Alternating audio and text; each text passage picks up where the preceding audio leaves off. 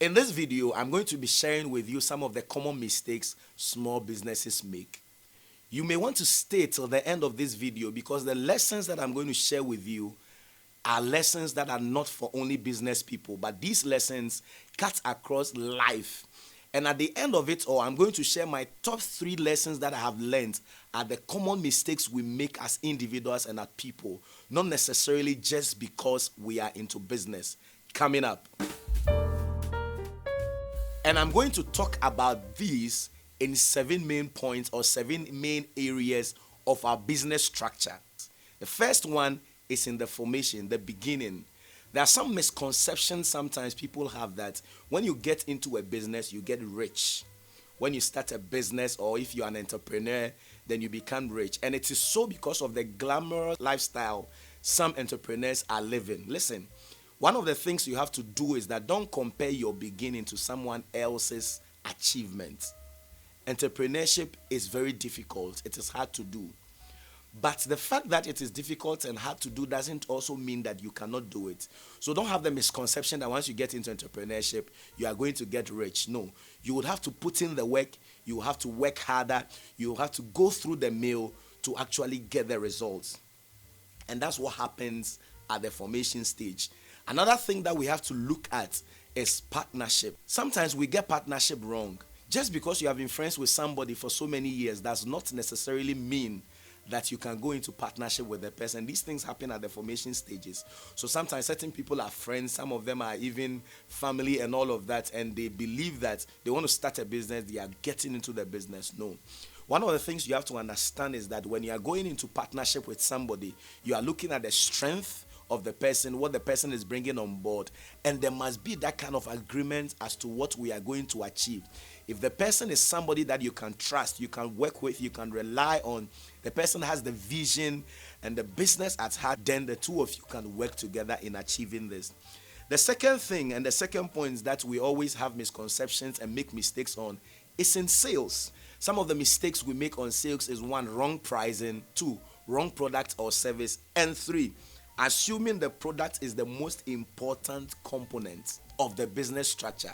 Sometimes most small businesses or business owners have the perception that once you have a very good product, you believe in your product, you believe in the efficacy of the product or service, and you believe that you're offering the best. That is the main component you need in a business. Forgetting that having customers, managing customers, having a team or people or employees to work with, managing the employees to work with, pricing, your balance sheet and all of that are components of running a business. So your good product is not the only component of your business, and sometimes that is where a lot of the times we make mistakes. So we spend time working on the products, working on the branding, presenting a very good product, forgetting that there are other aspects of managing a business, and that also happens to us in that particular side.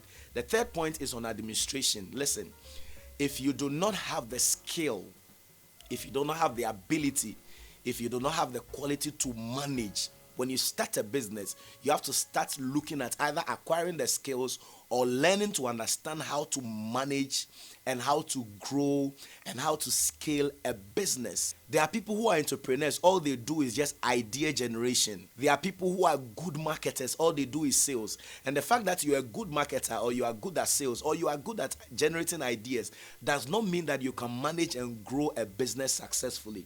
And these are some of the mistakes. So administration-wise, we miss it. And so because of that, we miss the opportunity to actually grow the business. Point number 4 is on customers. There's a difference between customer service and customer delight. You can easily have good customer service. You smile to the customers, you talk well to them when they come to you. Sometimes probably when they buy something from you, give them some tips and perks here and there. And so you are doing very good customer service. But listen, your goal as a business should have a repeat customer. And for repeat customers, you need to go beyond just customer service into customer delight. And here's what I mean. If somebody pays for a product and they are expecting the product in a particular way, in a particular shape, in a particular form, and you deliver the product in a different form, in a different way, in a different shape, by smiling to them, by being nice to them, you've offered them good customer service, but they've not had value for their money. So as a business, one of the things you have to begin to look at is offering customers value for your money. And it has to do with the kind of service, it has to do with the kind of product, and the end results they are getting and the benefits they are getting from purchasing from you or from doing business with you. And that's one thing. So customer service is different. Customer delight should be your goal. And that's one of the areas that we make a lot of mistakes on. Point number 5 is on employees. At some point in your business, you will need to employ somebody to work with. At some point in your business, you will not be able to do everything yourself. You will not be able to manage everything yourself. And so it is important to understand that there will be the need to bring in somebody. There will be the need to bring in employees. But some of the common mistakes we make has to do with employing based on relationship than employing based on competence. And so sometimes you know people, you are in a particular community, you are in a particular group, you are home, your family member, you are in a church, and there are people recommending other people to you that, oh, this person is good, you can work with the person. And you don't take time to do due diligence in knowing the competence and the nature of the person before you employ the person. So never hire based on relationship, always hire based on competence. And it is good if you hire somebody that you already know, somebody that you already trust, somebody that you are in a particular community or family with, and the person is also coming with the competence that is needed to grow and manage your business. Then it's a plus to you. That is one of the areas that a lot of the time small businesses make mistakes. And listen, don't ever hesitate to fire somebody who is not performing and is not contributing to the business growth. And sometimes because we hire on relationships and all of that, or sometimes after hiring the person, we've built some kind of bond with the person, it comes to the point where it becomes difficult for you to fire. Listen, the business success and the business growth should be the main ideal and the main thing. You manage your employees well, you manage your employees' relationship well, but if at any point in time you need to fire somebody because they are not performing or they are affecting the business, don't hold back, don't hesitate, because your growth depends on it. Point number 6 has to do with growth.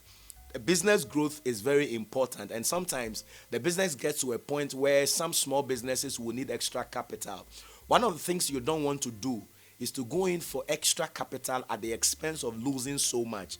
And so interest rates and all of that has to come into play.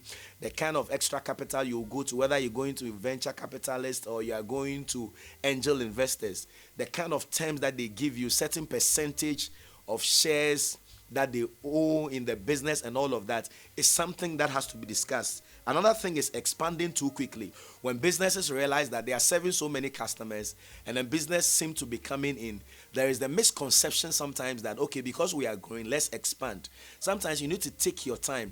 And these things can really be looked at well if you have a very good cash flow system.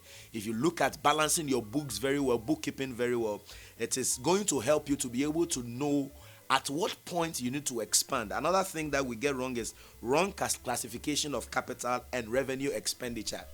And this has to do with spending on your business, putting money into your business.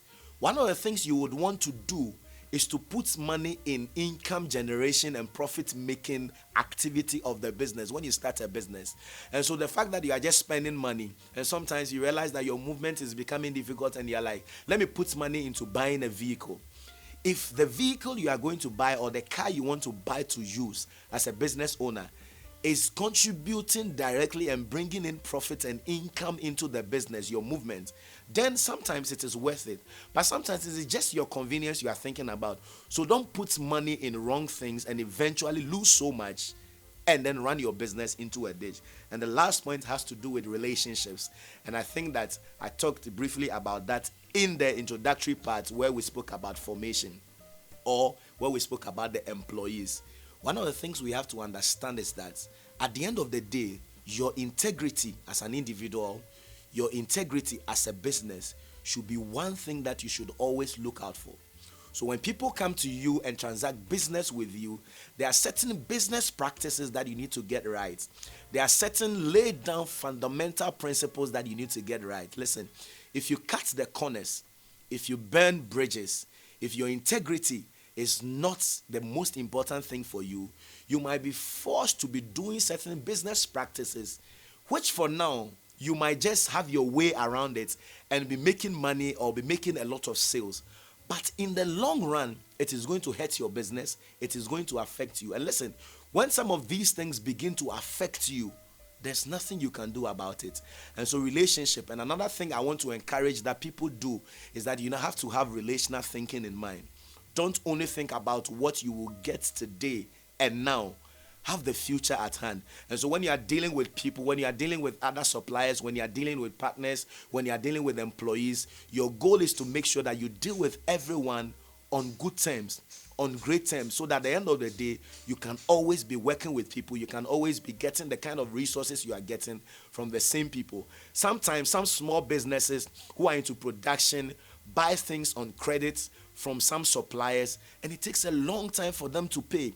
And sometimes by the time they pay, the business relationship and everything has been marred. And these are the 7 main areas that we can look at in this particular video where some small businesses make a lot of mistakes. If you've had a lot of value from this particular video, why don't you smash the like button? Because when you do that, it encourages us to know the kind of content you want. And also, if you are not yet subscribed to this channel, I want to encourage that you subscribe to this particular channel. Thank you very much.